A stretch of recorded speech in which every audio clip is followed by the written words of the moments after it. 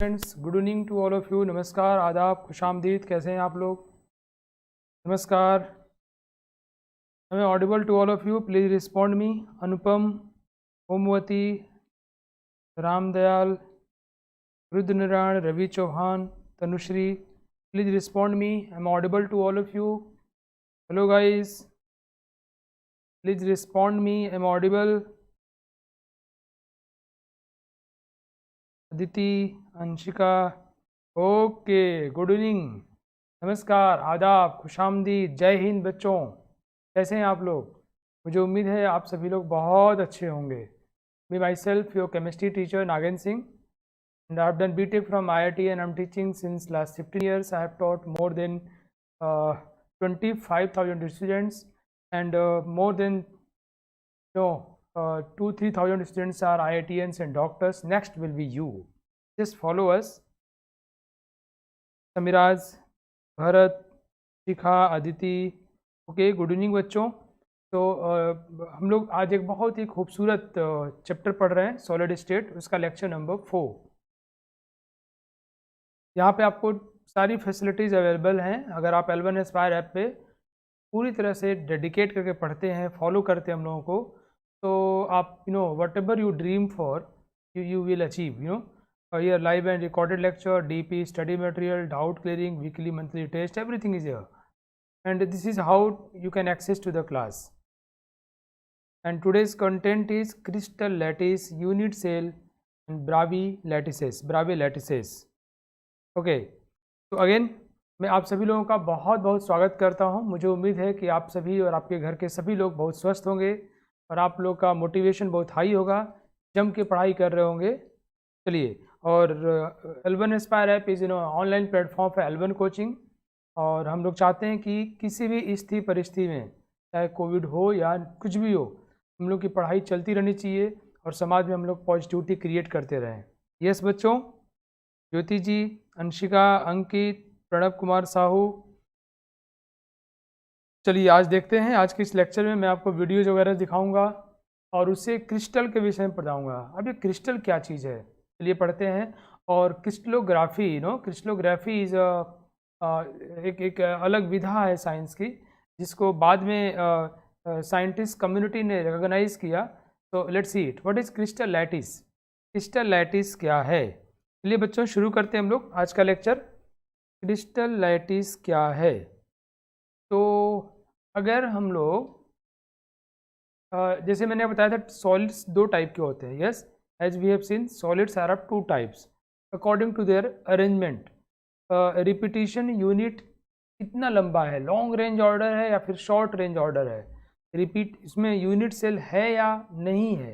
अगर उसमें unit cell है, बार बार एक ही चीज़ रिपीट कर रही है for very long range order, तो इसको हम क्या बोलते हैं? Crystalline solid. Crystalline solid, crystalline solid. हाँ बच्चों, हमारे पास 4 थंब रूल्स हैं इस क्लास को ज़्यादा इफेक्टिव और इंटरेक्टिव बनाने के लिए। मुझे विश्वास है कि आप लोगों को पता है, मैं वैसे रिपीट कर दे रहा हूँ, जिसको आप लोग फॉलो करेंगे और इस क्लास को हम लोग शानदार बनाएंगे।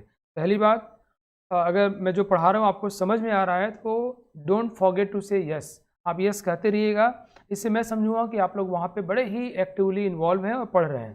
दूसरा, अगर आप कोई बात ना समझ में आए तो से वंस मोर, बोल दीजिए सर एक बार और, मैं बता दूंगा आपको। आपस में बातें बिल्कुल नहीं करनी है, don't chat with each others.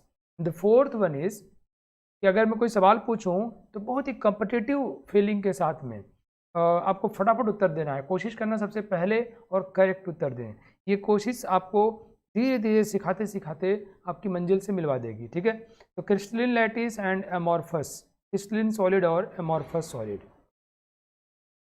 Amorphous solid हमने पढ़ा बच्चों कि यहाँ पे इरेगुलर पैटर्न होता है, शॉर्ट रेंज ऑर्डर होता है, इसको हम लोग फॉल्स या स्यूडो सॉलिड भी कहते हैं, ठीक है। थैंक यू बच्चों।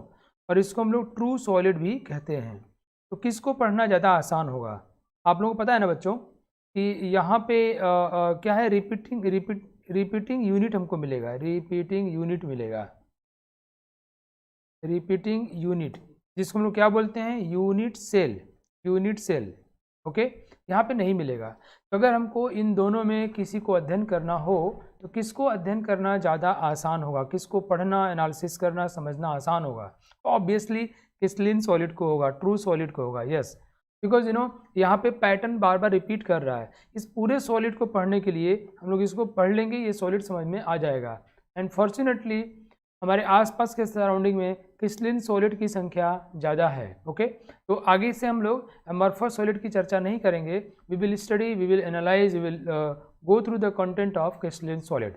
राइट बच्चों, ये क्रिस्टल लैटिस जो हम लोग पढ़ने वाले हैं, जो हमारे कोर्स में है, we are going to see about the crystalline solid. Okay, जहाँ पे चीज़ें रिपीट करती हैं, जहाँ पे हमको यूनिट सेल मिलेगा। चलिए,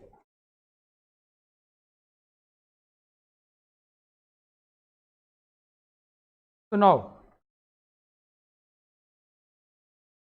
अब मैं बताऊँ आपको क्रिस्टल लैटिस होता क्या है। आपको पता है बच्चों कि ये एटम्स कैसे मिलके, सॉरी, सॉलिड किससे मिलकर बनता है? ये सॉलिड के जो कॉन्स्टिट्यूएंट पार्टिकल्स होते हैं, कॉन्स्टिट्यूएंट एक यूनिट होता है, वो या तो एटम होगा या फिर वो मॉलिक्यूल होगा, मॉलिक्यूल या मतलब group of atoms, group of atoms होंगे, एटम्स होंगे, या फिर वो आयोन होगा। ओके, तो ये इस बहुत सारे एक पर्टिकुलर अरेंजमेंट अरेंज होते हैं। तो हम करते क्या हैं, ये जो एटम, मॉलिक्यूल या आयोन हैं, इनको हम लोग, बहुत ध्यान समझना बच्चों, इनको हम लोग एक पॉइंट की तरह रिप्रेजेंट करते हैं। इन सभी को हम लोग बच्चों स्फेरिकल मानते हैं। क्या मानते हैं? स्फेरिकल। बहुत ध्यान समझना। आप लोग कहोगे सर अभी तो पॉइंट बोला, अभी आपने स्फेयर बोल दिया 1 मिनट में, ये क्या मतलब है? बच्चों, ये जो एटम, मॉलिक्यूल्स या आयोन्स हैं, जिनसे मिलके वो सॉलिड बना है, मॉलिक्यूल किसको बोलते हैं? ग्रुप ऑफ एटम्स को। इनको हम लोग स्फेरिकल रिप्रेजेंट करते हैं, इनको हम स्फेयर मानते हैं। ऐसा क्यों? क्या स्फेरिकल होते हैं? बच्चों, इनको स्फेरिकल मान करके हम इनकी कैरेक्टरिस्टिक को जब डराइव किए, तो वो वैल्यू एक्सपेरिमेंटल वैल्यू के बहुत करीब पाई गई। मतलब हम अगर कहीं सॉलिड का डेंसिटी निकालते हैं, मेल्टिंग पॉइंट, हार्डनेस, रिजिडिटी, ये जो इसको स्फेयर मान के निकालते हैं, तो ये वैल्यू एक्चुअल वैल्यू के बहुत करीब पाई गई, ऑलमोस्ट इक्वल पाई गई। देयरफॉर हम इसको स्फेयर मान सकते हैं। राइट, साइंस में काम हमेशा एक्सपेरिमेंट और उसके एक्सपीरियंस, ऑब्जर्वेशन से किया जाता है। ठीक है बच्चों, आपको मेरी बात समझ में आए तो फटाफट रिस्पॉन्स करते चले जाना। बच्चों, एटम, मॉलिक्यूल या आयन को हम लोग स्फेयर से रिप्रेजेंट करते हैं, लेकिन उसको दिखाने के लिए हम एक उसके सेंटर पे उसको लोकेट करते हैं। जैसे अब मैं कोई शहर का नाम लूँ, बनारस, तो बनारस तो एक पॉइंट तो है नहीं, लेकिन कहते हैं बनारस से आगरा कितना दूर है, तो definitely there must be some point with which we are calculating the distance. Banaras में कोई पॉइंट होगा, उसका एयरपोर्ट हो या रेलवे स्टेशन हो, वहाँ से आगरा के रेलवे स्टेशन बीच में डिस्टेंस कंपैरिजन करते हैं, कैलकुलेट करते हैं। तो बच्चों यहाँ पे इसको हम लोग कहाँ लोकेट करते हैं? इसके सेंटर पे। किसको? तो जो इसके कॉन्स्टिट्यूएंट पार्टिकल हैं, वो ध्यान समझो। कई लोग कहें सर लैटिस क्या है, मैं अभी बता रहा हूँ। ऋषिकेश जी, मैं तो अभी शुरू ही किया दोस्त। जो सॉलिड जिससे मिलके बना हुआ है, एटम से, मॉलिक्यूल से या आयोन से, इसको हम लोग स्फेरिकल मानते हैं, क्योंकि ऐसा मानने से उसके गुण एक्चुअल से मैच करते हैं। उसको हम लोग सेंटर पे लोकेट करते हैं, उस स्फेयर के सेंटर पे लोकेट करते हैं, और ऐसे सेंटर्स को 3 डायमेंशन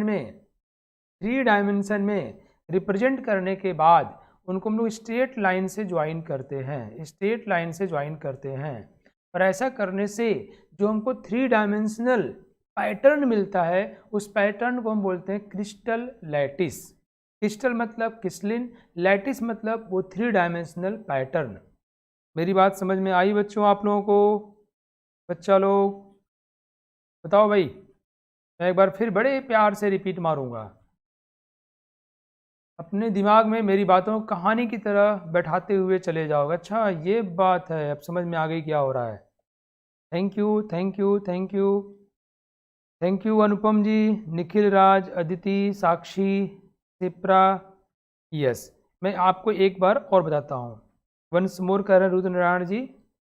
लिसन, मैंने कहा जो सॉलिड्स बने होते हैं, सॉलिड में मतलब बहुत सारे, very large number of constituent होते हैं। कॉन्स्टिट्यूएंट मतलब जिनसे मिलके वो बना है। वो कॉन्स्टिट्यूएंट चाहे एटम्स हों, चाहे वो मॉलिक्यूल हो बच्चों, चाहे वो आयोन हो, इनसे मिलके बना होता है। इनको हम लोग स्फेरिकल मानते हैं। क्यों मानते हैं? अच्छा, आप ऐसा करिएगा ना, मेरी क्लास के बाद अपने किसी दोस्त को पढ़ाइएगा, भाई बहन स्कूलमेट क्लासमेट उसका वो न पढ़ पा रहा हो, तो आप उसको सिखाइएगा, तो आप बड़ा कॉन्फिडेंट हो जाएंगे, है ना, आप मेरी बातों को रिपीट मारेंगे तो ये जो कॉन्स्टिट्यूएंट हैं जिनसे मिलकर सॉलिड बना है, इनको हम लोग स्फेरिकल मानते हैं। स्फेयर मानने से इसकी वैल्यू एक्चुअल से के बराबर हो जाती है ऑलमोस्ट, और इसको लोकेट करते हैं इसके सेंटर पे, ठीक है। और अब ये कितने होते हैं सॉलिड में? बहुत ज़्यादा, very very very very large number. उन सभी को 3 डायमेंशन में ऐसे लोकेट करते हैं। ये पॉइंट क्या है? ये पॉइंट बच्चों वो एटम है, मॉलिक्यूल है या आयोन है जिनसे मिलके वो सॉलिड बना हुआ है।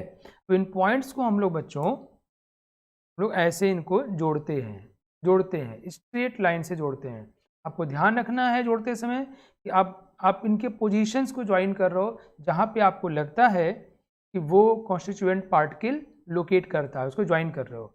इसको ज्वाइन करने से आपको 3 डायमेंशनल जो बहुत बड़ा सा पैटर्न मिलेगा।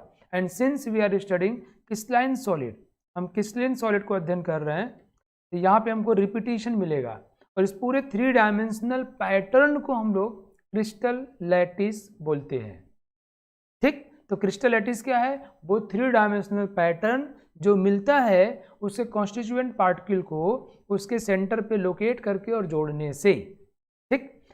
यहाँ पर 2 हैं स्फेयर, ऐसे स्फेयर हैं जो आपस में ऐसे कनेक्टेड हो सकते हैं, राइट। मुझे लगता है आपको मेरी बात समझ में आ गई होगी। क्रिस्टल लैटिस, क्रिस्टलाइन सॉलिड का लैटिस, ओके बच्चों। इसके विषय में बहुत सारे वैज्ञानिकों ने खूब अध्ययन किया। इसके अध्ययन को, क्रिस्टल्स के अध्ययन को बच्चों हम लोग क्रिस्टलोग्राफी बोलते हैं। Thank you all of you. Crystals के अध्ययन को हम लोग क्रिस्टलोग्राफी बोलते हैं, क्रिस्टलोग्राफी,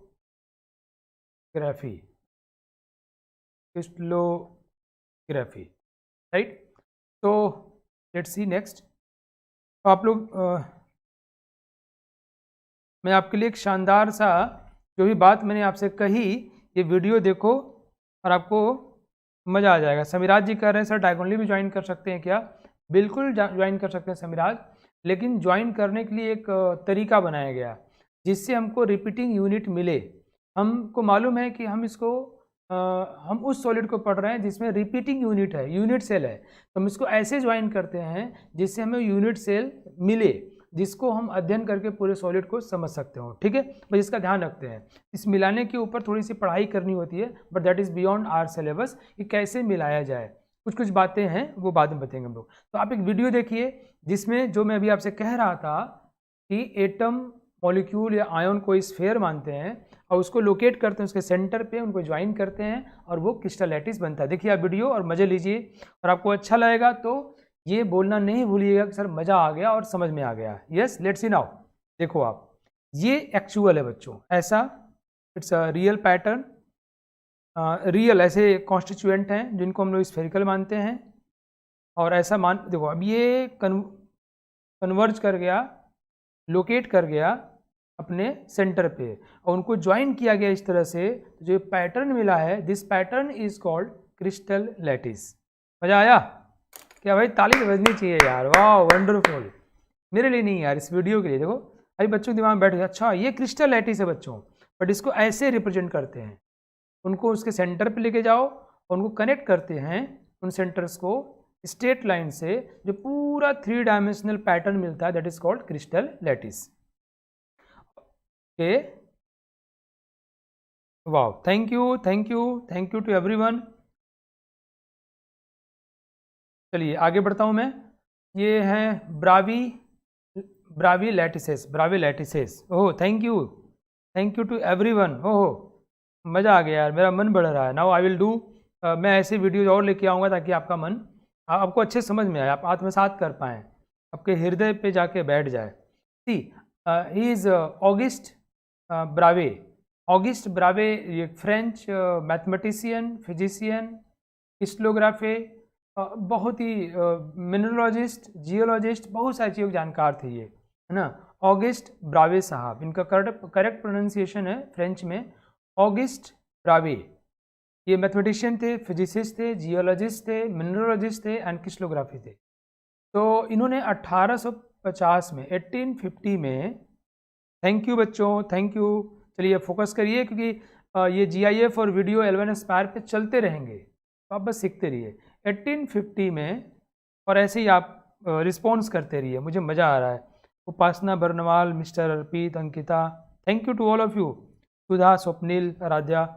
तो 1850 में ब्रावे साहब ने इन लैटिसेस को स्टडी करने के लिए इनको मैथमेटिकल फार्मूला दिया, मैथमेटिकल वे आउट दिया।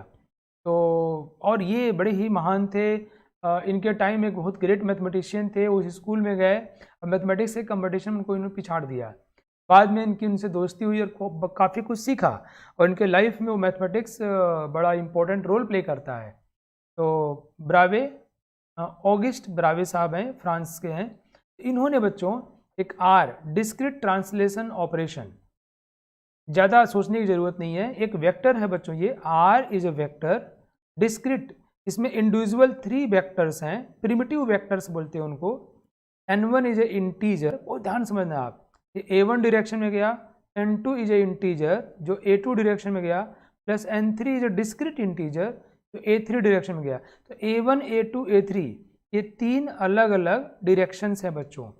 a1, a2, a3 ये 3 अलग अलग डायरेक्शंस हैं, जैसे कि x, y, z होते हैं, but x, y, z 90 degree पे है, तो इनका 90 डिग्री होना, परपेंडिकुलर होना कोई ज़रूरी नहीं है। ये परपेंडिकुलर हो भी सकते हैं और नहीं भी हो सकते हैं। आप सोचो, ये बात 1850 में, 1850 में आप पैदा हुए थे क्या? मुझे लगता है कि आपका 3-4 जन्म पहले की बात है, नहीं कांट से। बच्चों 1850 में ब्रावे साहब ने ये बात बोली है ना, उन्होंने कहा कि अगर हम एक ऐसा डिस्क्रीट ट्रांसलेशन ऑपरेशन बनाएं जो ट्रांसलेट करता हो 3 डायरेक्शंस में, इधर इधर इधर, not necessarily to be 90 degree, तो उसके जो 3 डायमेंशनल पैटर्न मिलेंगे, जैसे जैसे समझो आप, मैं क्या बोलना चाह रहा हूँ, मतलब एक छोटा सा पैटर्न हमको यहाँ पे मिला, ऐसे ऐसे एक छोटा सा पैटर्न यहाँ पे मिला, फिर इसके ऊपर एक, इसके बगल में एक पैटर्न मिला, इसके ऊपर एक पैटर्न मिला, इसके ऊपर, ऐसे मिलते चला गया। उन सभी को जोड़ दिया जाए तो डिफरेंट टाइप का जो हमको 3 डायमेंशनल अरेंजमेंट मिलता है, उसको हम लोग बोलते हैं ब्रावे लैटिसेस। मतलब जो अभी हम लोग ये वीडियो देखे थे बच्चों, ये वाला वीडियो, जिसमें कि जो बॉल है उसके सेंटर पे ले गए हम, उसको ज्वाइन किया और ये पैटर्न मिला, तो उनका मानना था कि इधर इधर, उनका मानना था कि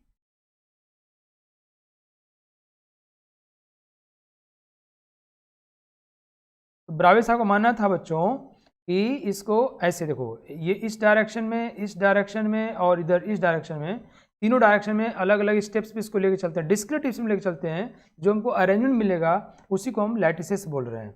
और ये पढ़ना क्यों ज़रूरी है? ये पढ़ने से हमको पूरा सॉलिड समझ में आता है, उसकी डेंसिटी, उसका मेल्टिंग पॉइंट, बॉइलिंग पॉइंट, उसकी सारी प्रॉपर्टीज हमको समझ में आती है। तो कुल मिला के आपको ये फॉर्मूला वगैरह जानने की जरूरत नहीं है, बट आपको सिर्फ इतना जानना है बच्चों, आपको सिर्फ इतना जानना है कि लैटिसेस क्या हैं। ये 3 वेक्टर्स हैं, primitive vectors a1, a2, a3, जो 3 अलग अलग डायमेंशंस में जा रहे हैं, में डिस्क्रीट मूवमेंट, 1 इकाई 2 इकाई, कोई जरूरी नहीं कि तीनों n1, n2, n3 बराबर हो, हो सकता है n1, n2, n3 इक्वल हो या ना इक्वल हो, बट मूव कर रहे हो स्टेप बाय स्टेप। डिस्क्रीट मतलब स्टेप बाय स्टेप मूव कर रहे हो, और उन सभी पूरे पैटर्न को देखा जाए तो हमें एक लैटिस मिलता है, उसका बोलते हैं ब्रावे लैटिसेस। ठीक है, ये क्या पूछ रहे हैं राध्या सिंह, क्या पूछ रही हैं? सर क्रिस्टल लैटिस में स्फीयर के बीच रियल में थोड़ी जगह है, अभी इसको अध्ययन करना है बेटा, थोड़ी जल्दीबाजी कम किया जाए तो हम लोग ज़्यादा समझ पाएंगे। ठीक, नाउ मतलब इसी को हमको डिटेल में पढ़ना है बेटा, तो वहाँ आप अच्छे से समझ जाएंगी, थोड़ा वेट करिए, थोड़ा पेशेंट रखना, आपको पेशेंस रखना है। कैरेक्टरिस्टिक्स ऑफ क्रिस्टल लैटिस बच्चों, ये क्रिस्टल लैटिस जो है क्या कैरेक्टरिस्टिक्स हैं, कैसे बनता है, तो आप सभी जान चुके हो, इसमें 3 कैरेक्टरिस्टिक है, 1, 2 एंड 3। पहला कैरेक्टरिस्टिक है जो उसके पॉइंट्स होते हैं पॉइंट्स इन क्रिस्टल लैटिस, जो पॉइंट होते हैं उसको लोग बोलते हैं लैटिस पॉइंट या लैटिस साइट बोलते हैं, लैटिस पॉइंट या लैटिस साइट बोलते हैं। The point on in a crystal lattice, जहाँ जहाँ उसको ज्वाइन किया गया है जहाँ जहाँ हम उनको ज्वाइन करते हैं बच्चों, उन पॉइंट्स को हम लोग क्या बोलते हैं, लैटिस पॉइंट या लैटिस साइट। इन पॉइंट्स पे बच्चों हम लोग क्या रखते हैं, एटम होते हैं या मॉलिक्यूल होते हैं या आयोन होते हैं, या आयोन होते हैं। और इन पॉइंट्स को हम लोग स्ट्रेट लाइन से ज्वाइन करते हैं। This points are joined by straight lines, this points are joined by straight lines.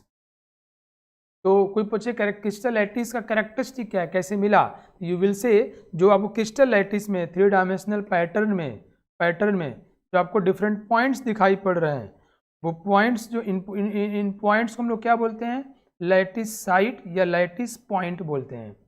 और ये होता क्या है, यहाँ पर एटम होता है, मॉलिक्यूल होता है या आयोन होते हैं, और इन सभी को हम स्ट्रेट लाइन ज्वाइन करते हैं। और जो हमको ज्योमेट्री निकल के आती है, जो हमको ज्योमेट्री मिलती है, ज्योमेट्री कैसी ज्योमेट्री, 3 डायमेंशनल ज्योमेट्री मिलती है।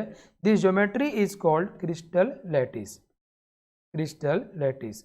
तो अगर आपसे पूछा जाए कि कैरेक्टरिस्टिक्स ऑफ क्रिस्टल लैटिस क्या है, तो you will see the point, lattice sites are characteristic, there molecule, ion और atom exist and they are connected by straight lines to produce 3 dimensional geometry, that is called crystal lattice. Okay, are you getting बच्चों, मेरी बात समझ में आ रही है आप लोगों को।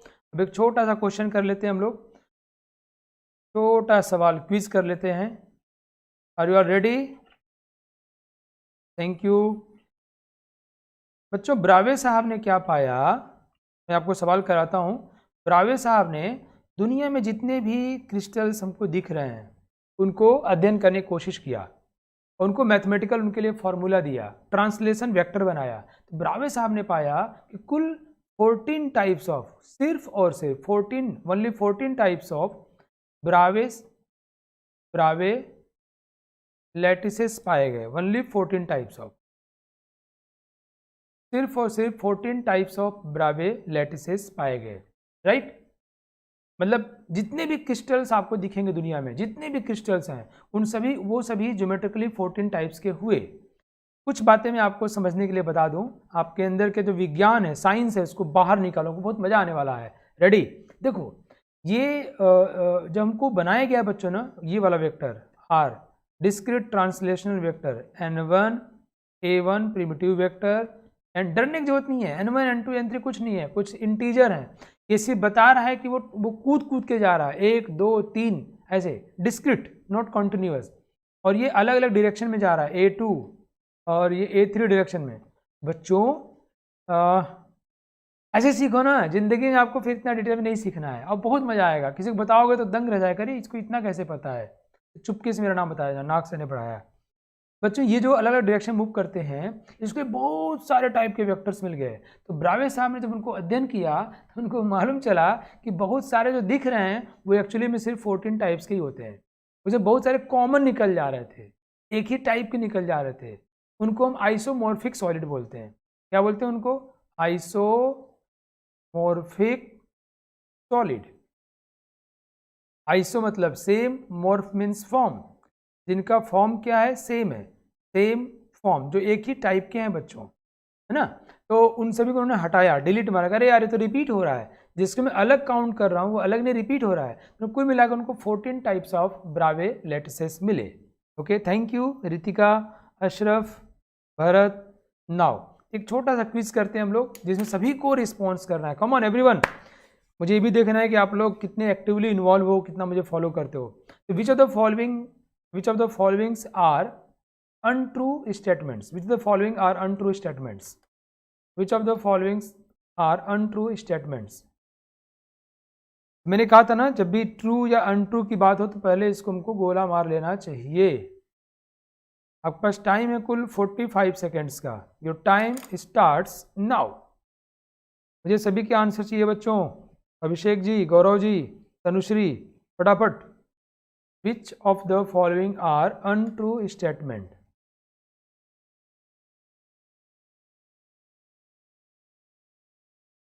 कम ऑन बच्चों, बहुत अच्छे, बहुत बढ़िया। हिमांशु, प्रियदर्शन, उपासना, अशरफ, दिशांत, वाह, अरे बहुत अच्छे। रितुल,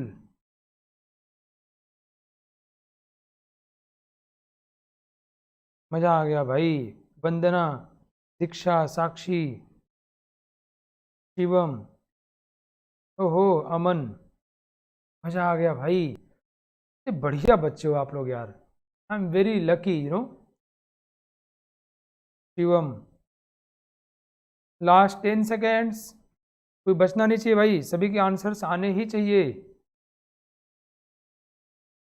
गौरव चौरसिया, 4, 3, 2, 1, टाइम ओवर। बहुत बढ़िया यार, ओहो हो, वंडरफुल, शानदार, बहुत अच्छा किया आप लोगों ने। तो बच्चों पहले हम लोग क्या करते हैं ऐसे क्वेश्चन में, हम लोग करेक्ट ढूंढ लेते हैं। तो there are only 14 possible ब्रावे lattices, बिल्कुल सही बात है। P4 is a molecular solid, ये भी सही बात है। NaCl has less melting point than MgCl2, गलत बात है। NaCl का मेल्टिंग पॉइंट MgCl2 से ज़्यादा होता है, बिकॉज इसमें कुछ कोवेलेंट करेक्टर आ जाता है, ये गलत बात है, हम लोग पढ़े हुए हैं। इन SO2 पोलर होता है। Dipole dipole intermolecular forces exist करती है, ये भी सही बात है। तेरा कौन सा गलत है हमसे पूछा गया, तो फॉलोइंग अनट्रू, आंसर हमारा हो जाएगा सी। मैं देख रहा हूँ सभी लोगों ने सही किया, आगे नहीं यार। ओहो, आई लव यू ऑल, मजा आ गया पढ़ा के आप लोगों को यार। चलिए, नाउ यूनिट सेल क्या होता है। As we know that unit cell किसके फीचर हैं बच्चों, क्रिस्टलिन सॉलिड के। ये एमॉर्फस सॉलिड में नहीं हो सकते। ये जो ऊंची ऊंची कई मंजिला बिल्डिंग होती है ना, जिसमें एक ही तरह के फ्लैट्स बार बार तीनों दिशाओं में रिपीट मारते हैं, तो एक फ्लैट जो होता है ना, that is unit cell. Unit cell is smallest repeating unit, यहाँ लिखा हुआ है स्मॉलेस्ट रिपीटिंग यूनिट। मतलब रिपीटिंग यूनिट होता है कि बड़ा हो, 2 फ्लैट को रिपीट करें तब भी वो हर तरफ ऐसा ही बन जाए, बट 2 फ्लैट क्यों, अगर रिपीट एक कर रहा है तो you should go for smallest repeating unit, smallest repeating unit. Okay बच्चों, और ये लैटिस पॉइंट या लैटिस साइड्स को मिला के जो 3 डायमेंशनल पैटर्न बनता है, उस पैटर्न में से हमको वो छोटा सा पार्ट निकालना होता है, जिसको बार बार रिपीट किया जाए तीनों दिशाओं में, तो हमें वो पूरा क्रिस्टल लैटिस मिल जाए। उस छोटे से को बोलते हैं यूनिट सेल। अब पूरे बच्चों, सॉलिड को अध्ययन करने के लिए, क्रिस्टलिन सॉलिड को अध्ययन करने के लिए, उस पूरे बिल्डिंग को समझने के लिए हम लोगों को सिर्फ इस यूनिट सेल को समझ लेना होता है। इस यूनिट सेल की डेंसिटी निकाल लीजिए, इस यूनिट सेल की हार्डनेस निकाल लीजिए, इस यूनिट सेल के का मेल्टिंग पॉइंट, बॉइलिंग पॉइंट, सब कुछ कैलकुलेट कर लीजिए आप। जो इसकी प्रॉपर्टी निकल के आएगी वही इस प्रॉपर्टी पूरे सॉलिड का होगा। अब छोटे फ्लैट में ड्राइंग रूम का जितना स्पेस होगा, बेडरूम का स्पेस होगा, वो किचन की बात करो भाई, खाने पीने वाली किचन का जितना स्पेस होगा उतना ही सब में होगा, कॉमन है। तो उस पूरे सॉलिड को पढ़ने के लिए इसको पढ़ लेते हैं। तो unit cell is very very very important ingredient to study crystal lattice. Okay, तो चलिए हम लोग GIF देखते हैं और इसको पूरी तरह अच्छे से समझते हैं। यूनिट सेल, बहुत ध्यान से देखिएगा कैसे हम लोग यूनिट सेल को कैलकुलेट कर देखते हैं। देखो बच्चों, आप ये हमारा वो क्रिस्टल लैटिस है, इसमें से एक इकाई ये आपको दिख रहा है, इसको अगर रिपीट किया जाए चारों तरफ ना, इसको हर चारों दिशाओं में रिपीट किया जाए तो पूरा पैटर्न हमको मिल जाएगा। लेट्स फोकस करो आप। ये वाला हमने रिपीट किया चारों तरफ, कैन सी, ये देखो आप रिपीट करने से पूरा मिल जा रहा है। ओके, हो इट्स ब्यूटीफुल। मज़ा आया तो ज़रूर रिस्पॉन्ड करिए आप। ये this is called unit cell. ये छोटे वाले को बार बार रिपीट करने से पूरा 3 डायमेंशनल, और पता है रियलिटी में वो बहुत बड़ा होता है, वो इतना बड़ा हम दिखा नहीं सकते, ये आपके समझने के लिए इतना छोटा इसको दिखाया गया है।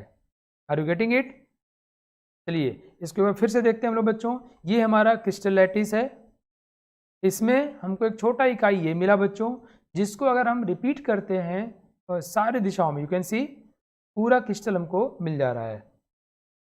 ग्रेट, मज़ा आया बच्चा लोग, मज़ा आ रहा है? This is called unit cell.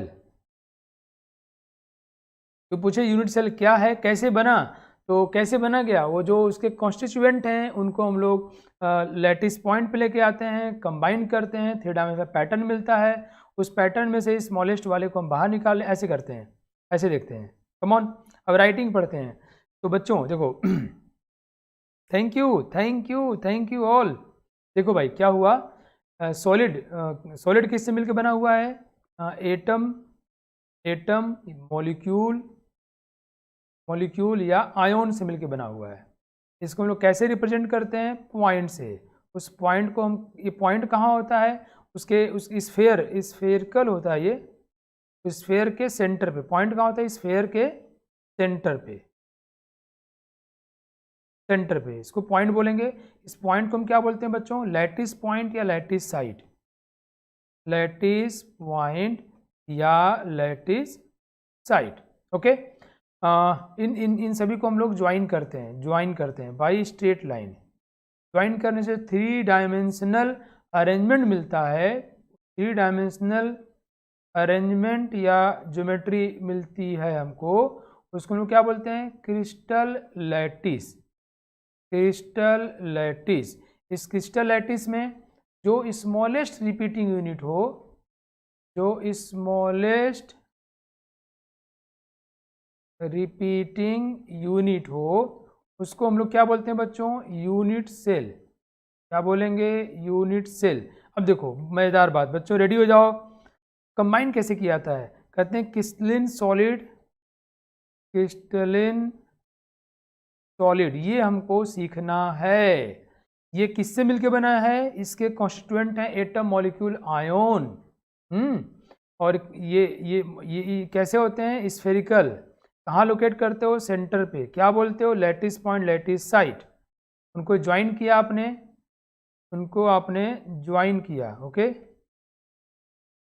उनको आपने ज्वाइन किया है तो 3 डायमेंशनल अरेंजमेंट मिला। उसको क्या बोलते हैं, क्रिस्टल लैटिस। ये क्रिस्टल लैटिस ही तो ये सॉलिड है बच्चों। इसको अध्ययन करने के लिए किसको अध्ययन करना है, यूनिट सेल को। समझ गए आप, पूरी कहानी समझ में आई आपको। ओके चलिए आगे बढ़ते हैं हम लोग नेक्स्ट। सो यूनिट सेल हमने पढ़ लिया, इसको अध्ययन करने से पूरा सॉलिड हमको समझ में आ जाता है। नाउ अब यूनिट सेल बच्चों, मैंने आपको कहा ब्रावे लैटिसेस ने बोला कि 3 primitive directions, one is A1, दूसरा क्या बच्चों A2, तीसरा क्या डायरेक्शन है A3। ये 3 प्रिमिटिव डायरेक्शंस हैं। 3 डायरेक्शंस में उसके मूवमेंट को, डिस्क्रीट मूवमेंट को ऑब्जर्व किया गया। यहाँ पर जो पढ़ते हैं तो इसको बोलते हैं हम लोग एक्स वाई और जेड। ठीक है, ये वैसे जनरल फॉर्म में इनका परपेंडिकुलर होना जरूरी नहीं है, बट यहाँ पे एक्स वाई जेड हम परपेंडिकुलर इनको मान लेते हैं, बट नॉट नेसेसरी, है ना, ये कोई जरूरी नहीं है। ओके, मान लो इनके बीच में एंगल है अल्फा, इनके बीच में एंगल है बीटा, इनके बीच में एंगल है गामा। ध्यान रखिए अल्फा बीटा गामा का 90 डिग्री होना कोई जरूरी नहीं है, राइट। जो हमारा यूनिट सेल बनेगा बच्चों, जो हमारा यूनिट सेल बनेगा, ध्यान सुनना बच्चों, जो हमारा यूनिट सेल बनेगा वो इधर के डायरेक्शन में, उस यूनिट सेल का इधर डायरेक्शन में लेंथ है A, इधर उसका लेंथ है B, इधर उसका लेंथ है C। ये A B C उस यूनिट सेल की लंबाई है 3 अलग अलग डायरेक्शंस में, और उन डायरेक्शंस का, उन 3 डायमेंशनल में डायरेक्शंस में के बीच में एंगल है अल्फा बीटा और गामा। मतलब ये हुआ कि उस यूनिट सेल को कैरेक्टराइज करने के लिए, डिफाइन करने के लिए कुल कितने वेरिएबल्स हुए, कुल 6 वेरिएबल्स हुए। बच्चों जैसे मैं कहूँ कि आपकी क्वालिटी कितनी चीज़ पर डिपेंड करती है, तो आपकी क्वालिटी में बहुत सारी चीज़ें हैं। आप कितने सहृदय हैं, कैसे बातें करते हैं, आप कैसे बिहेव करते हैं, आप कितने मेहनती हैं, बहुत सारी चीज़ें होती हैं। इस यूनिट सेल के पर्सनैलिटी को कैरेक्टराइज करने के लिए कुल 6 पॉइंट्स है बच्चों।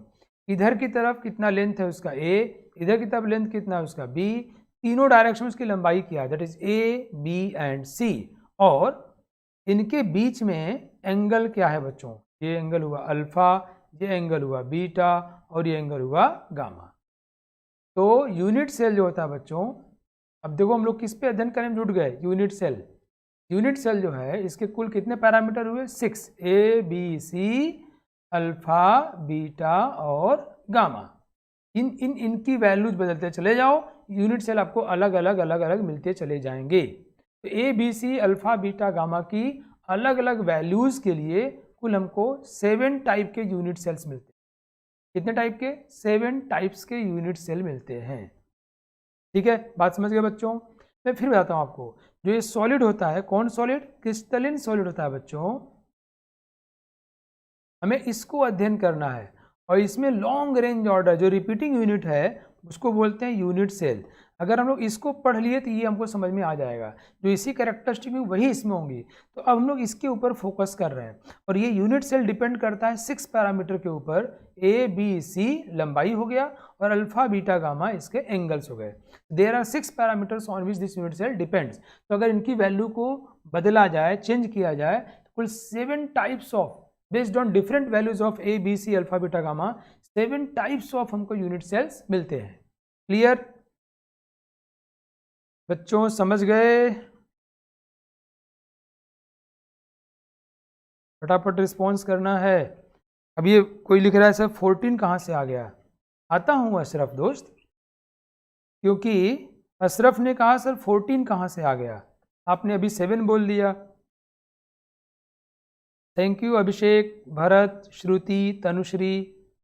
देखो बच्चों, यही चीज़ को समझने के लिए जैसे किसी बच्चे की बात किया जाए, उस बच्चे की पर्सनैलिटी में 2 चीज़ है। एक वो पर्सनल लाइफ में कैसे बिहेव करता है, दूसरा उसको जो काम दिया गया, उसका प्रोफेशनल जो वर्क दिया गया उसमें कैसे बिहेव करता है। ये 2 एस्पेक्ट। वैसे यूनिट सेल बच्चों, यूनिट सेल कैसे बना है फिर ध्यान समझिए।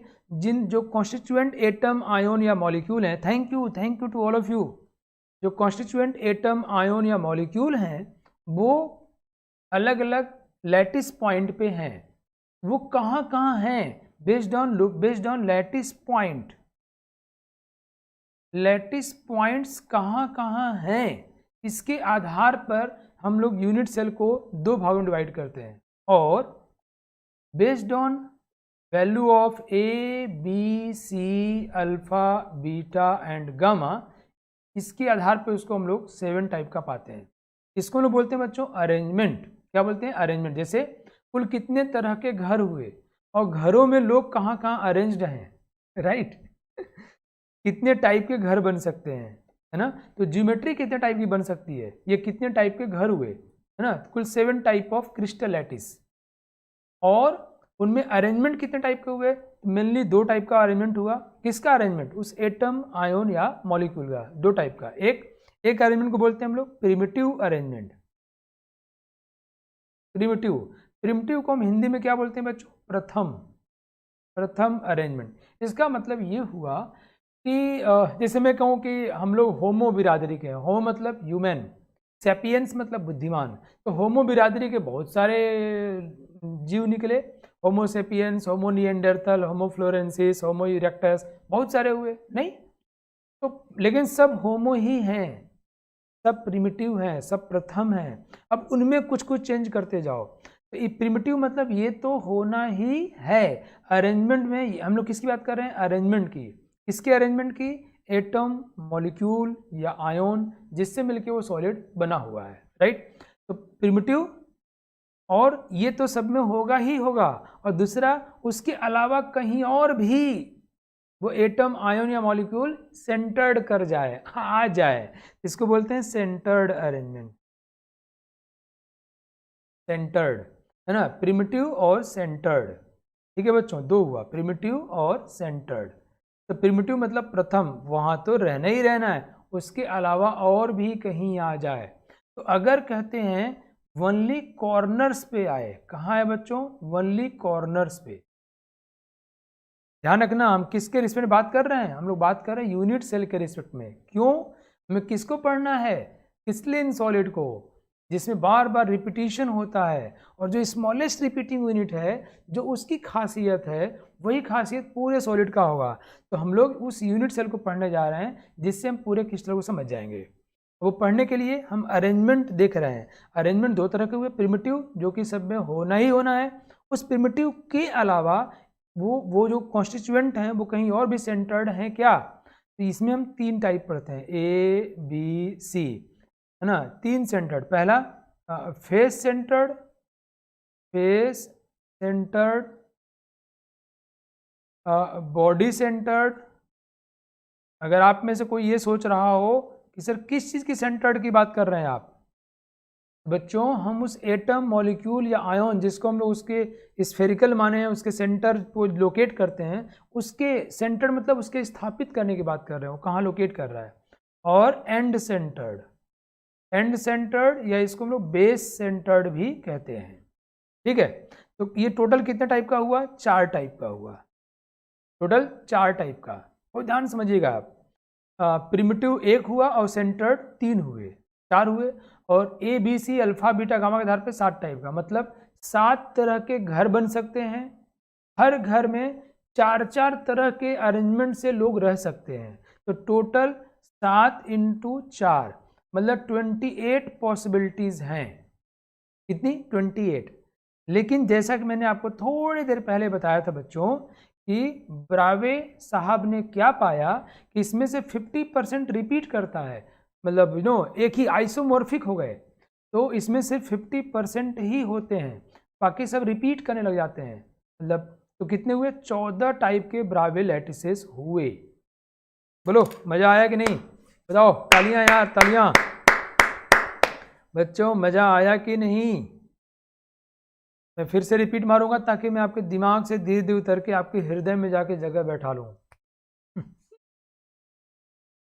हाँ आराध्या सिंह जी, बिल्कुल सही, थैंक यू। तनुश्री, मज़ा आया तो रिस्पॉन्स करते रहो। अभिषेक थैंक यू यार। अंशिका राज यादव, निखिल राज सोनी वंडरफुल, अंकिता माझी वाओ, मुझे बहुत मज़ा आ रहा है। Rudra Narayan Sahu wonderful, great. चलिए मैं बताता हूँ आपको, हमको अल्टीमेटली इस चैप्टर में क्रिस्टलाइन सॉलिड को पढ़ना है। क्रिस्टलाइन सॉलिड में रिपीटिशन होता है, रिपीटिशन वाले जो स्मॉलेस्ट यूनिट होता है उसको बोलते हैं यूनिट सेल। हम उसको पढ़ने जा रहे हैं, उसको पढ़ते हमको पूरा सॉलिड समझ में आ जाएगा। यूनिट सेल अरेंजमेंट के आधार पे, ज्योमेट्री के आधार पे 4 टाइप का होता है। ज्योमेट्री में कुल 6 फैक्टर्स हैं। Thank you to all of you. ओहो, लव यू ऑल, वंडरफुल, बहुत मज़ा आया मुझे। समीराज जी, अशरफ जी, दीक्षा। तो ज्योमेट्री के आधार पे ये बच्चों, मतलब इसमें 6 फैक्टर्स हैं। A B C length factor है, alpha beta gamma angle factor है। ये 7 टाइप होते हैं, इनको ही पढ़ेंगे हम लोग। और अरेंजमेंट के आधार पे, ये तो ज्योमेट्री हो गया, ये 4 टाइप के हुए। पहले वाला प्रिमिटिव, ये तो सब में होगा, तो डिटेल पढ़ेंगे हम लोग। और फिर सेंटर्ड, सेंटर्ड 3 टाइप के हुए, face centred, body centred, and centred. देखो मैं भी आपको पढ़ाया तो नहीं हूँ, लेकिन फेस सेंटर्ड मतलब वो एटम आयन जो है ये जहाँ कह रहा है वहाँ तो रहेगा ही रहेगा, उसके अलावा फेस पे भी रहेगा। बॉडी सेंटर, ये जहाँ कह रहा है वहाँ तो रहेगा ही रहेगा, उसके अलावा बॉडी पे रहेगा। ये जहाँ कह रहा है वहाँ तो रहेगा ही रहेगा, उसके अलावा एंड पे रहेगा। तो कुल 7 घर, सब में 4-4 टाइप के अरेंजमेंट, 28 हो गए। 28 में आधा मतलब 2-2 रिपीटिशन हो रहा था, जो रिपीट कर रहे थे उनको हटाया गया, तो 50% जो है हट गए। कितने मिले हमको? 14। ठीक बच्चों, चलिए मैं आपको इसको और अच्छे समझाने के लिए एक वीडियो दिखाता हूँ, आपको बहुत मज़ा आएगा। अगले जन्म में पैदा हो गए ना आप लोग, ऑगस्ट ब्रावे लैटिसेस बोलते होगे पैदा हो गए, और किसी को पढ़ाना होगा आपको तो फटाफट समझा दोगे, अरे यार मुझे सॉलिड स्टेट तो मेरा अपना है। पता है बहुत सारे लोग इसको पढ़ाते नहीं हैं, हल्के में छोड़ देते हैं, बच्चों से कहते हैं देख लेना यार अपने से हो जाएगा। नो, बट ऐसा नहीं है, इट्स वेरी वेरी इंपॉर्टेंट। मैं आपको एक बात और बताऊं, ये लोगों की बात नहीं है। IUPAC जो है, पहले वो साइंटिस्ट कम्युनिटी भी इसको रिस्पेक्ट नहीं दे रही थी, क्या बेकार चीज़ है, लेकिन बाद में IUPAC ने रिकमेंड किया। उन्होंने कहा कि 2014 को वर्ल्ड क्रिस्टलोग्राफिक ईयर मनाया जाए।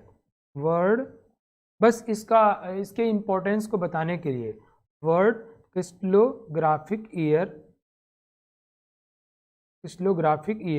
घोषणा किया गया, इसको अनाउंस किया गया, ताकि लोग क्रिस्टल के विषय में जान सकें, उसके इम्पोर्टेंस को जान सके बच्चों।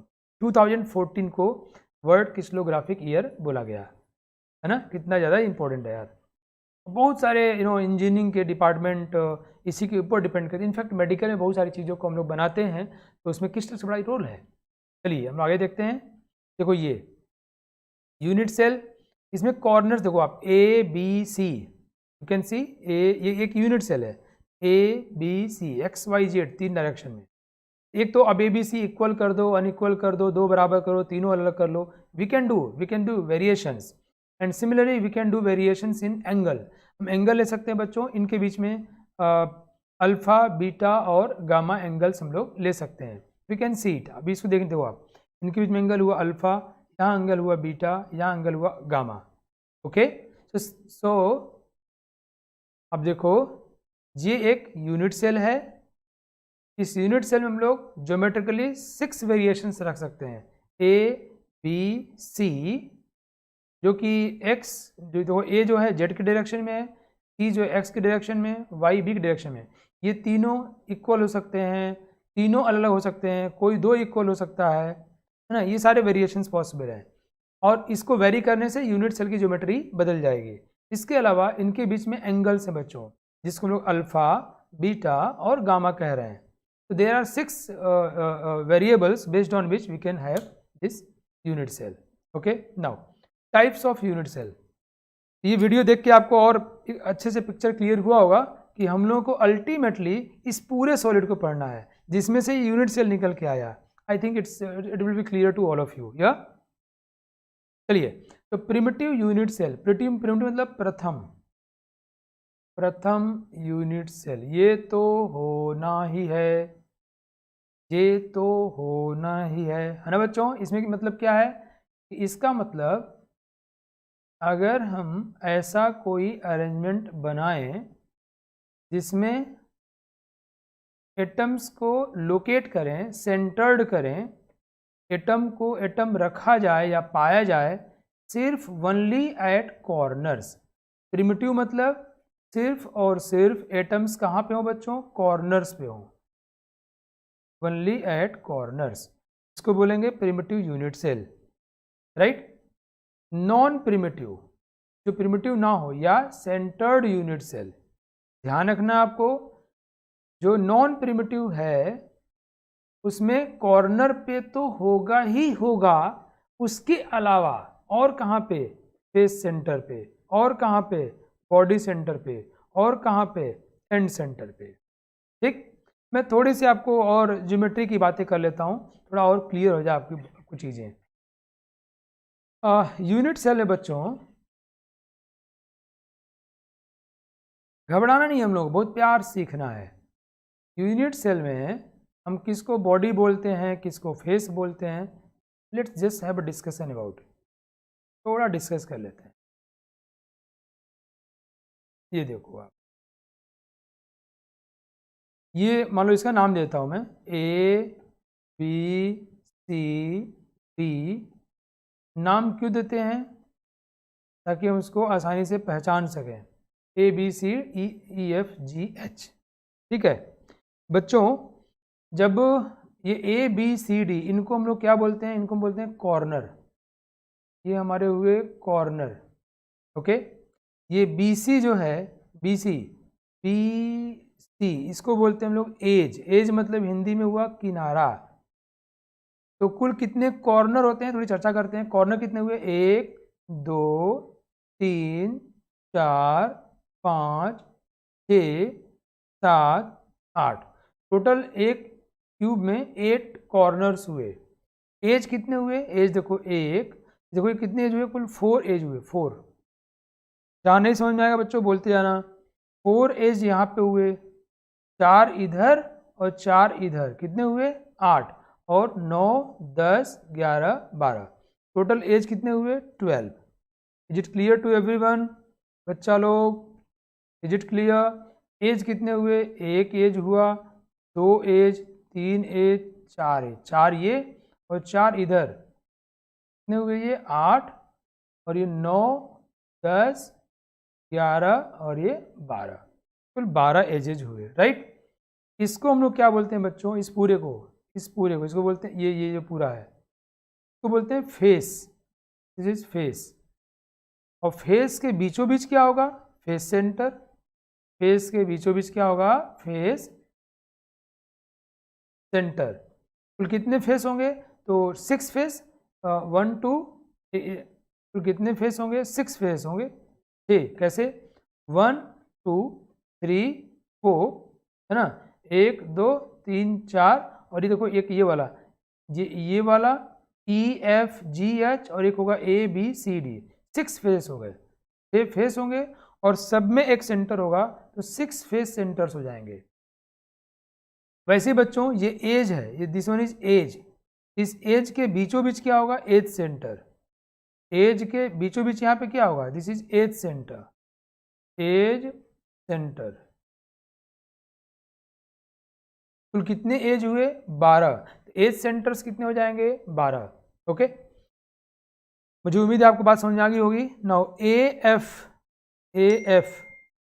जो AF है बच्चों, ऐसे ये एक फेस है और फेस को बीच में काट दिया, बोलते हैं face diagonal, is called face diagonal. अगर एक क्यूब हो जिसमें सबकी लंबाई a है, इक्वल है, तो इस फेस डायगोनल की लंबाई हो जाएगी √2a, है ना बच्चों, आप जरूर जानते होंगे। अगर ये भी ये है, ये भी ये है और क्यूब है, एंगल 90 डिग्री है, ये क्या होगा, √2a हो जाएगा, है ना। समझ में आ रहा है तो रिस्पॉन्स करते रहिए बच्चों, फटाफट फटाफट। बहुत बढ़िया, श्रुति, साक्षी, श्रेया, निखिल, ज्योति।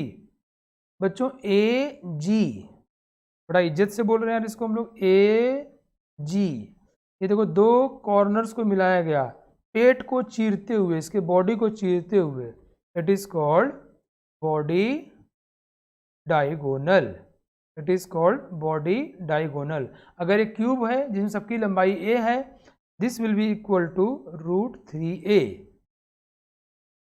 ठीक है बच्चों, एक बार और रिपीट मारूंगा, कोई जल्दीबाजी नहीं मेरे पास, मेरा एक ही उद्देश्य है कि मेरे बच्चों को पूरी बात समझ में आए। और पता है कि जहाँ ये बॉडी डायगोनल के बीचों बीच, इसको बोलते हैं हम लोग बॉडी सेंटर, इसके पेट के बीचों बीच, it is called body centre. ठीक, हमने क्या क्या देख लिया, corner, edge, edge centre, face, face centre, face diagonal, body diagonal and body centre. Yes,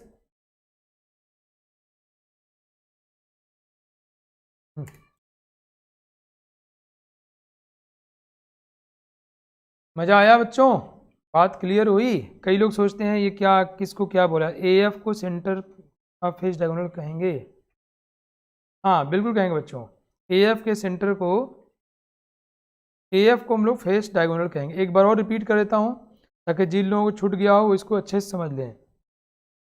ये देखो भाई, ये बनाया मैंने एक क्यूब, थोड़ा बड़ा ही बना दिया मैंने। अब की बार मैं लोकेट करूँगा, आप लोग बताना भाई मैं सही कर रहा हूँ गलत कर रहा हूँ। दोस्तों इसको हम लोग क्या नाम दे दिया मैंने,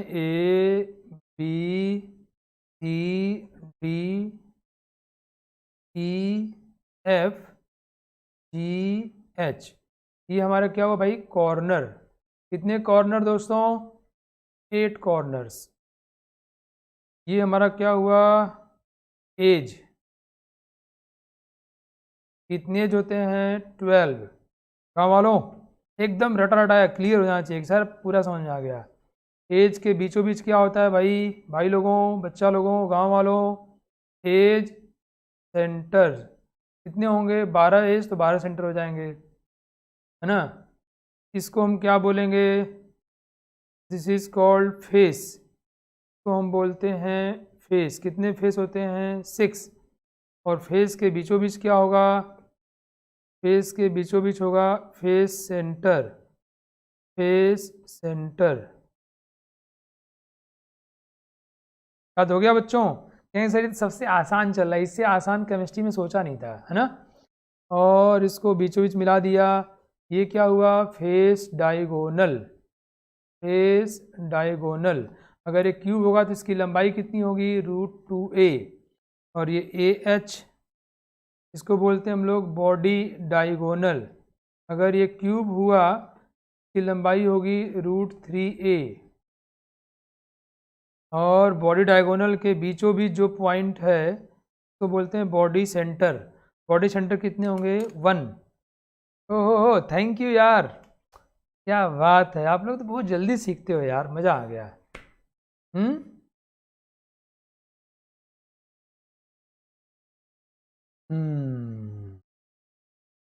सब समझ गए? चलिए अब थोड़ी बहुत बातें और कुछ कर लिया जाए। हम लोग पढ़ाई लिखाई नहीं करते यार, बात करते रहते हैं। मेरी क्लास तो कब खत्म हो जाती है पता नहीं चलना चाहिए। नहीं सर, अभी कब क्लास खत्म होने वाली है क्या? Oh my God. तो प्रिमिटिव यूनिट सेल किसको बोलते हैं? अब तुरंत समझिए, जिसमें एटम सिर्फ और सिर्फ कॉर्नर्स पे हो, और ये प्रथम है, मतलब ये तो सब में रहेगा ही रहेगा। थैंक यू बच्चों, thank you Jyoti, thank you Samiraj, Utkarsh. Non primitive या सेंटर्ड, ये हमारे हुए कुल 3 टाइप के। पहला फेस सेंटर्ड, जिसमें कॉर्नर के अलावा, मैं उसको दिखाता हूँ आपको बना के, आपको एकदम आँखिया में धस जाएगा, बता रहा हूँ, इतना ज़्यादा इसको सिखा दूंगा मैं। कॉर्नर के अलावा फेस के सेंटर्स पर भी एटम्स हों। कॉर्नर के अलावा एटम्स कहाँ पे हैं? कॉर्नर्स पे तो रहेंगे ही। ये कहने की जगह से इसको यहाँ फेस सेंटर्ड क्यों बोल रहे हैं, ये कॉर्नर वाला नाम क्यों नहीं लिया? यार वो तो रहेगा ही, वो प्रथम है। उसके अलावा देखो, ये एक फेस इसके सेंटर पे रहेगा, ये फेस इसके सेंटर पे रहेगा, ये नीचे वाला फेस उसके सेंटर पे रहेगा, मतलब सारे फेस के सेंटर्स पे भी रहेंगे, फेस सेंटर्ड। दूसरा बॉडी सेंटर, मतलब कॉर्नर्स पे तो रहेंगे ही रहेंगे, उसके अलावा कहाँ रहेंगे? बॉडी के सेंटर पे। कुल कितना बॉडी होता है? बॉडी सेंटर कितना होता है? 1। फेस सेंटर कितने होते हैं? 6। और तीसरा एंड सेंटर्ड, या इसको हम लोग बेस सेंटर भी बोलते हैं। एंड सेंटर्ड या इसको हम लोग बेस सेंटर्ड भी बोलते हैं। इसमें कहाँ होगा बच्चों?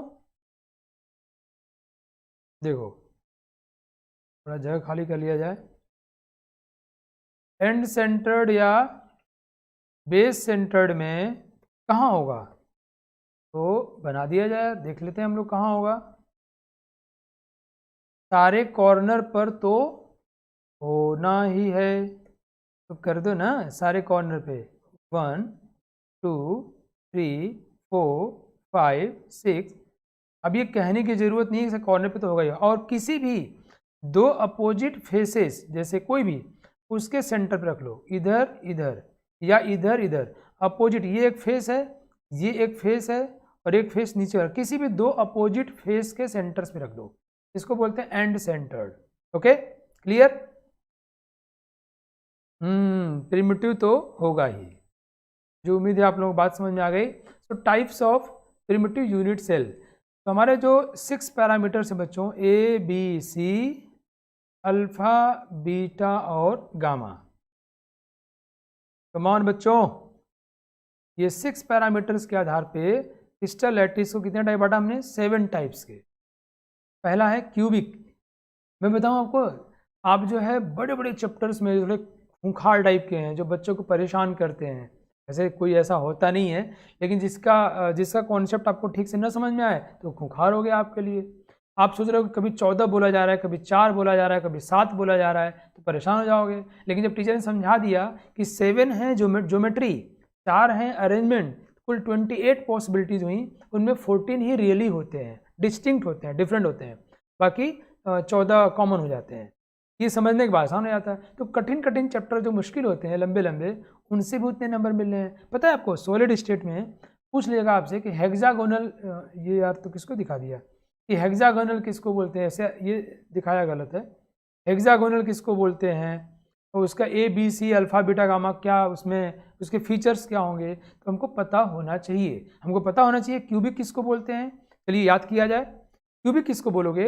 जिसमें ए इज इक्वल टू बी, मतलब तीनों बराबर हो, ए बी सी तीनों बराबर हो। क्यूब यार सबको दुनिया को पता है यार, ए बी सी तीनों बराबर हो, और इनके बीच में एंगल कितना हो बच्चों? 90 degree. 90 degree. A B C equal हो, अल्फा बीटा गामा इक्वल हो, 90 डिग्री हो, तो क्या बोलेंगे इनको? हम लोग क्यूब बोलेंगे।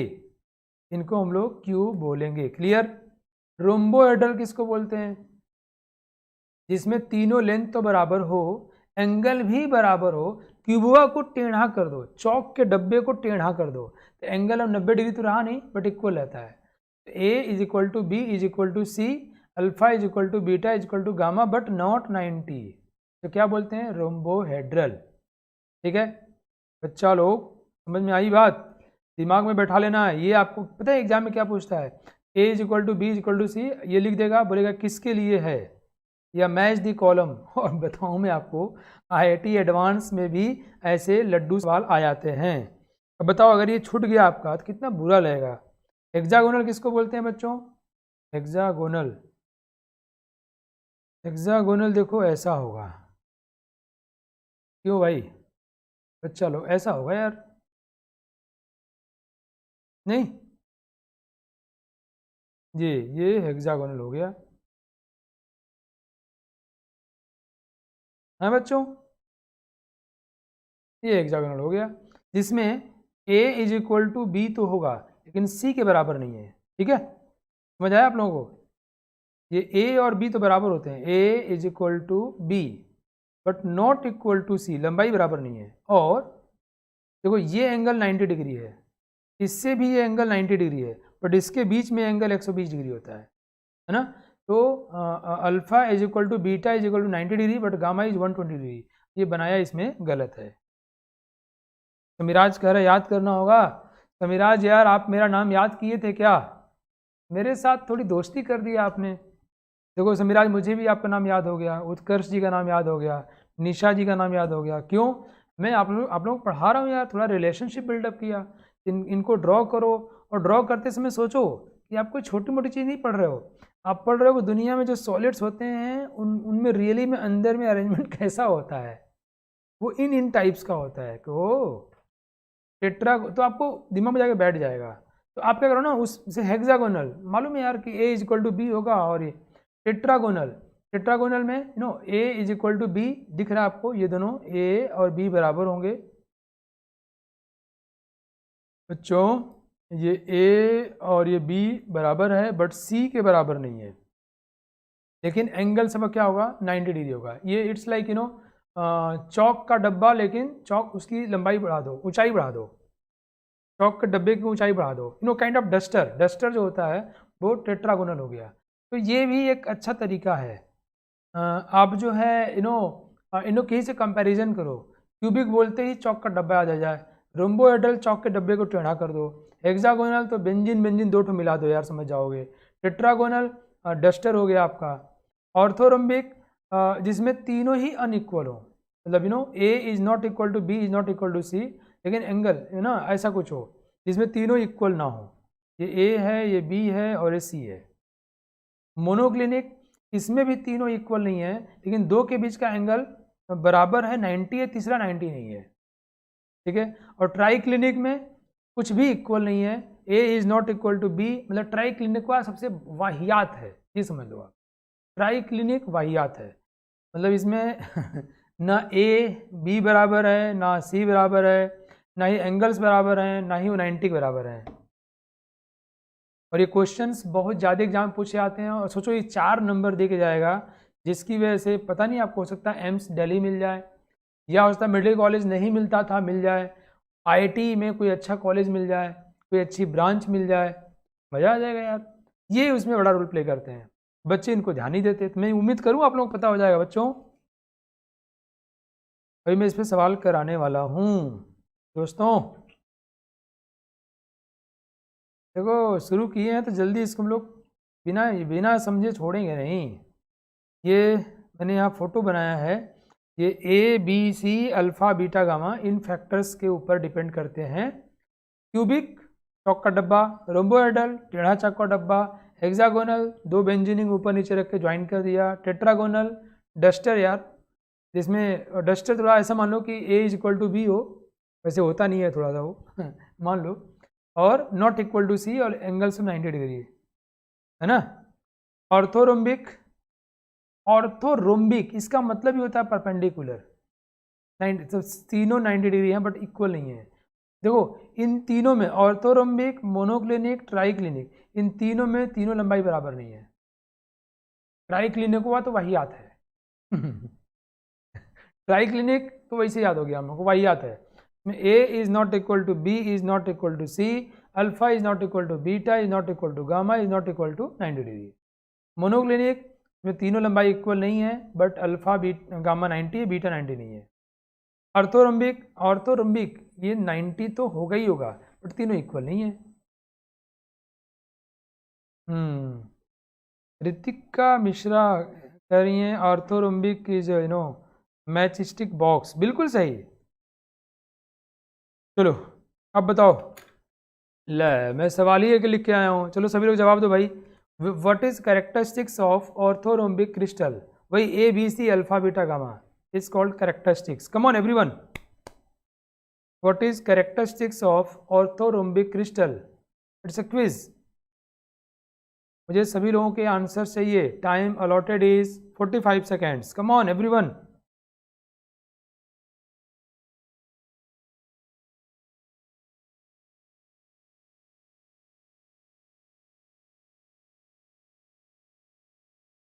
जल्दी जल्दी जल्दी जल्दी। ऐसे क्वेश्चंस कर करके हम लोग उसको अच्छे से आत्मसात कर सकते हैं, इम्बाइब कर सकते हैं, समझ सकते हैं। Good good good, come on come on. What is characteristics of orthorhombic crystal? देखो अभी थोड़े देर पहले तुमने इनको पढ़ा है यार, और इतना कुछ सीख गए। एक दो बार और पढ़ लेंगे और किसी डिस्कस कर लेंगे, फिर तो मजा ही आ जाएगा। ओहो क्या बात है, बहुत अच्छे। Last 15 seconds. Good Ritul, Sudeshna, very nice. Himanshu, Aman, Tanushree, Shikha, Ashraf, बहुत अच्छे। Aman. 5 4 3 2 1, time over. Wow wonderful, क्या बात है, बहुत अच्छे बच्चों। तो अभी किसी दीदी ने बताया था इट्स मैच स्टिक बॉक्स, मतलब ए बी सी ये तीनों बराबर नहीं होंगे, लेकिन alpha is equal to beta is equal to gamma is equal to 90 degree, ये तीनों बराबर नहीं होते हैं 3 केसेस में। Orthorhombic, orthorhombic, monoclinic, triclinic. Triclinic का तो वाहियात है, उसमें A is not equal to B is not equal to C. मैं वाहियात वाहियात इसलिए बोला हूँ तुम्हें याद हो जाए यार, मैं और कैसे बोलूँगा बताओ, है ना। चलिए अब ये क्वेश्चन करो बच्चों, match the column. Come on, time allotted is 45 seconds. आपने बहुत अच्छा किया है, बहुत अच्छा खेला है। अगला क्विज खेलिए। Come on everyone. Crystal system characteristics, just match the column.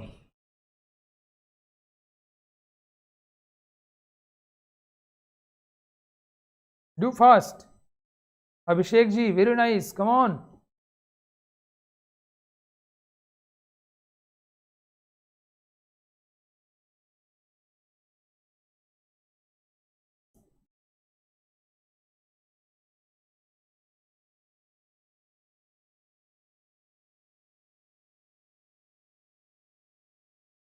बहुत अच्छे वंदना, वेरी नाइस। जल्दी जल्दी जल्दी बच्चों।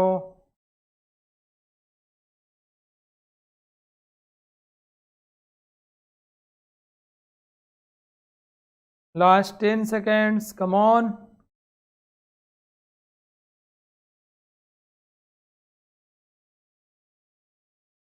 5 4 3 2 1, टाइम ओवर। बहुत बढ़िया बहुत बढ़िया। अब मुझे विश्वास हो गया है कि आप लोग एग्जाम में इसको फोड़ दोगे।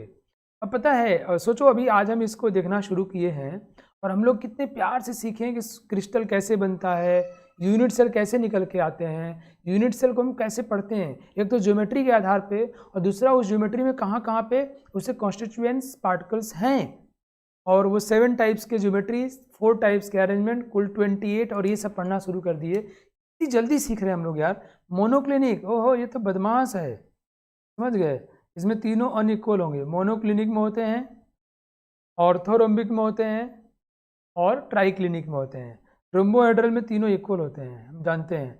टेट्रागोनल में 2 इक्वल होते हैं और तीसरा इक्वल नहीं होता। टेट्रागोनल, टेट्रागोनल जिसको हम लोग क्या बोल रहे थे, देखो ये है टेट्रागोनल, जिसको हम लोग बोले थे वो डस्टर है ना।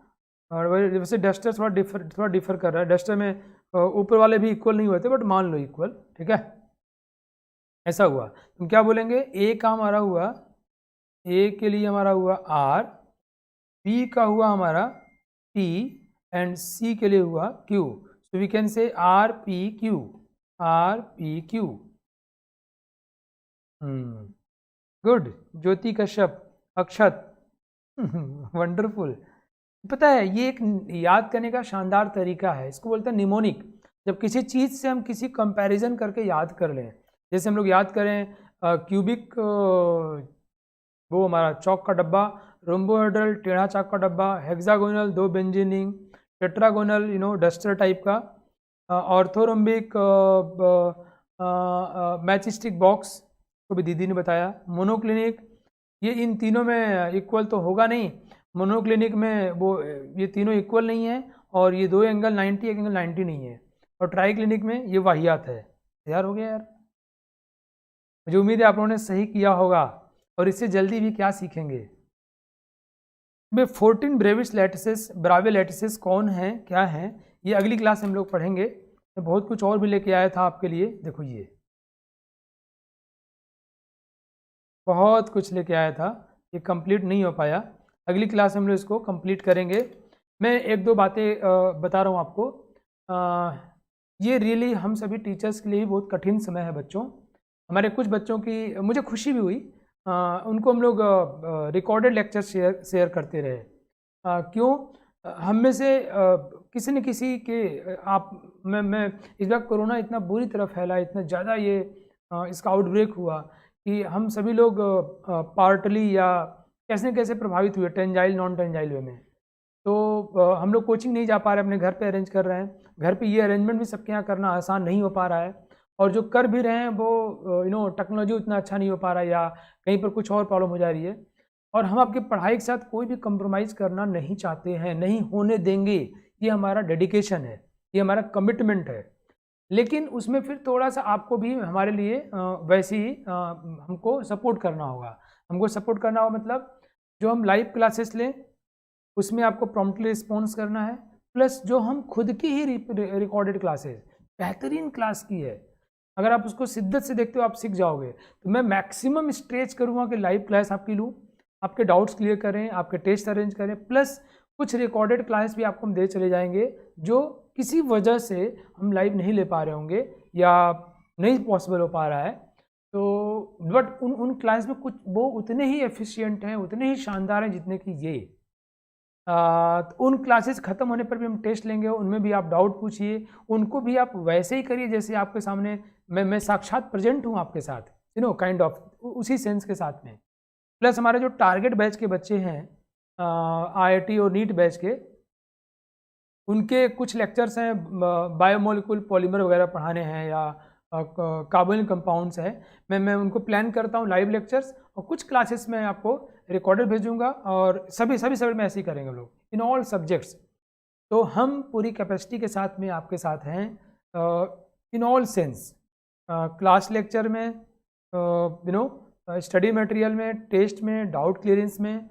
आप अपने घर पे पूरे शिद्दत से, पूरे कमिटमेंट से हमको फॉलो करो, हमारा साथ दो, और ये साल हमारा सक्सेसफुल ईयर होना चाहिए. कन्वर्ट करना है, इफ़ेक्टिव बनाना है. कुछ बच्चे कहते हैं सर, देखो मैं आपसे एक बात बोलूँ, परिस्थितियाँ सबके लिए एक समान होती हैं. आप देखो तो कुछ लोग बहुत ही बुरी स्थिति में जी रहे होते हैं, कुछ ऐसे शानदार परफॉर्मर बच्चे, आप जिस भी परिस्थिति को अपने लिए खतरनाक बताते होगे कि सर आप नहीं समझते, मेरे घर ये हो गया, मेरे आसपास में ऐसा माहौल है, वैसे ही माहौल में या उससे भी थोड़ा और बदतर माहौल में रहते हुए बहुत सारे बच्चे शानदार परफॉर्मेंस देते हैं. और जब भी आपका मन विचलित हो जाए तो आप डॉक्टर भीमराव अम्बेडकर को याद किया करिए, आप अब्दुल कलाम साहब को याद किया करिए, आप विवेकानंद जी को याद किया करिए, आप उनकी कहानियाँ पढ़िए. आप लोग घर पे हैं, मैं आपको एक दो बातें बताऊं मोटिवेट करने के लिए, कि आप में स्वामी विवेकानंद जी हैं, आप में अब्दुल कलाम साहब हैं, आप में भीमराव अम्बेडकर हैं. लेकिन वो भीमराव अम्बेडकर साहब, अब्दुल कलाम साहब, विवेकानंद जी आपके लाइफ में कितने टाइम तक है बड़ा इंपॉर्टेंट है. कभी कभी ऐसा होता है कि आप पढ़ रहे होते हैं और 10 मिनट के लिए या एक हफ्ते में 4 दिन के 2 दिन के लिए 1 घंटे के लिए आपका फोकस, आपका अटेंशन, आपकी एनर्जी लेवल शानदार होती है, तो तब वहाँ अब्दुल कलाम साहब आ गए, वहाँ विवेकानंद जी आ गए. समझ रहे आप मेरी बात?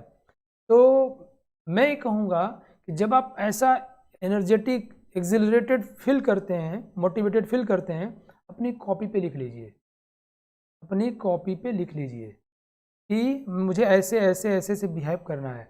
जैसे मैं लिख लिया था कि मैं जब सो के उठूँगा तो ये नहीं सोचूँगा कि मैं ना जब सुबह कई लोग ऐसा करते हैं, सो के उठते हैं तो सोचते हैं कि उठूँ कि सोऊँ, ये सोचते सोचते सो जाते हैं। मैंने तय किया कि मैं अब सो के उठूँगा, मेरी आँख खुलेगी, बटन ये दोनों खुलेंगे, मैं सोचूँगा नहीं, उठ जाऊँगा, बेड छोड़ दूँगा, आँख धो लूँगा। मैंने ये मैकेनिज़्म डाल दिया, स्टेप डाल दिए। ये कब सोचा? जब मैं कूल माइंडसेट में था। ऐसा गीता में भी लिखा हुआ है, इंद्रियाणि परांडे हुरेंद्रिय परमना मनसस्तु पराबुदे बुधे परसस्त। बच्चों ऐसा ना कि हम जब इंद्रियों के प्रभाव में होते हैं और नींद के आगोश में हैं और तब सोच रहे हैं कि सोऊं कि उठूं, ये गलत टाइम पे सोच रहे हो भाई। आप सो जाओगे। जब आपके अंदर अब्दुल कलाम साहब हो, विवेकानंद जी हो, जब आप खूब एनर्जी में हो, अपने लिए एक पेज पे लिखो कि आपको कैसे बिहेव करना है, कैसे रिएक्ट करना है। जब आपका पढ़ने में मन न लगे, थक जाओ, डीएक्टिवेट हो जाओ, डीमोटिवेट हो जाओ, उसको पढ़ो जो आपने अपने लिए लिखा था, जो आपने खुद की कारदानी लिखी थी। देखो मज़ा आ जाएगा। और दिन में टाइम निकाल के आधा घंटा 20 मिनट इन महान अचीवर्स लोगों की, महान आत्माओं की कहानियाँ पढ़िए, आप मोटिवेटेड रहेंगे। दुनिया में दोस्तों डिप्रेस करने वाली भी चीज़ें हैं और आपको आसमान की बुलंदियों तक ले जाने के लिए उत्साहित करने वाली भी चीज़ें हैं। आपके ऊपर डिपेंड करता है, आपकी पर्सनैलिटी पे डिपेंड करता है, आप इन दोनों में किसको चुनते हैं। मुझे उम्मीद है आप बेहतर चुनेंगे और बेहतर करेंगे। हम पूरी क्षमता के साथ आपके साथ हैं।